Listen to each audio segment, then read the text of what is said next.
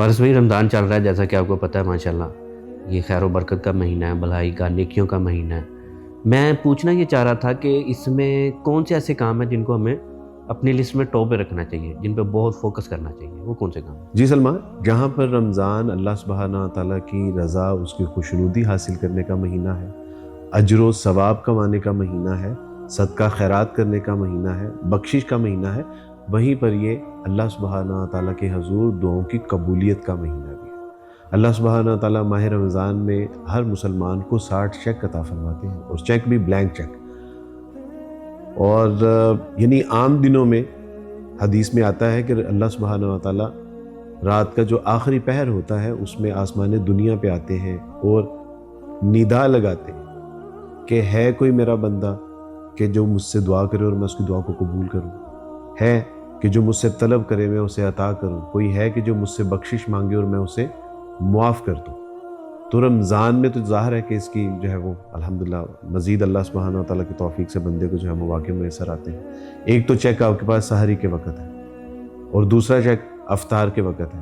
مسند احمد میں آتا ہے، رسول اللہ صلی اللہ علیہ وسلم سے روایت ہے کہ اللہ سبحانہ تعالیٰ روزے دار کی افطار کے وقت دعا کو رد نہیں کرتے۔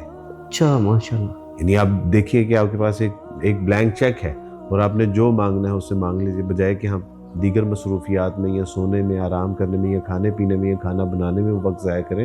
تو اس سے 10 منٹ قبل افطار سے ہمیں دعاؤں کی، کون ہے کہ جس کو دعاؤں کی ضرورت نہیں ہے؟ تو لیکن یہ ہے کہ ابو ہریرہ رضی اللہ تعالیٰ عنہ سے روایت ہے کہ اللہ سبحانہ تعالیٰ سے جب بھی مانگو تو یعنی اتنے یقین کے ساتھ مانگو کہ اللہ سبحانہ تعالیٰ میری دعا کو قبول فرمائیں گے، کیونکہ غافل دلوں کی دعا اللہ سبحانہ تعالیٰ قبول نہیں کرتے۔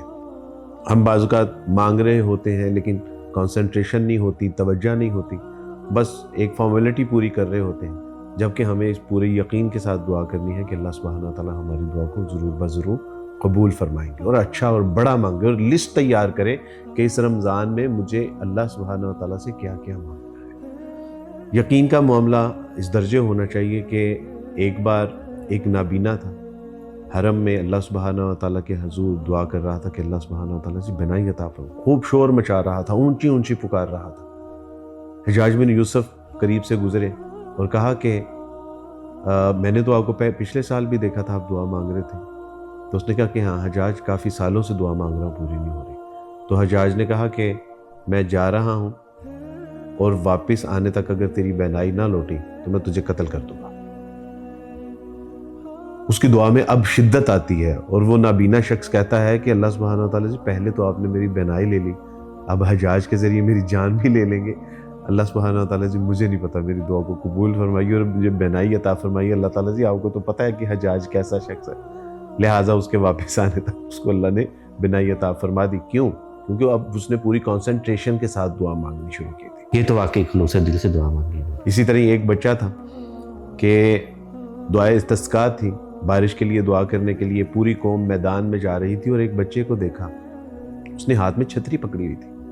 اس نے کہا کہ بیٹا ہمارے ہاں تو کئی ماہ سے بارش نہیں ہو رہی، کھیت سوکھ گئے ہیں، جانور جو ہیں وہ پیاس کے سبب سے ہلاک ہو رہے ہیں، اور تم چھتری پکڑی ہوئی ہے۔ تو اس نے کہا کہ ہم بارش کے لیے دعا کرنے کے لیے جا رہے ہیں، اور مجھے یقین ہے کہ اللہ سبحانہ تعالیٰ ہمیں بارش عطا فرمائیں گے، تو کیا واپسی پہ میں بھیگتا ہوا آؤں گا۔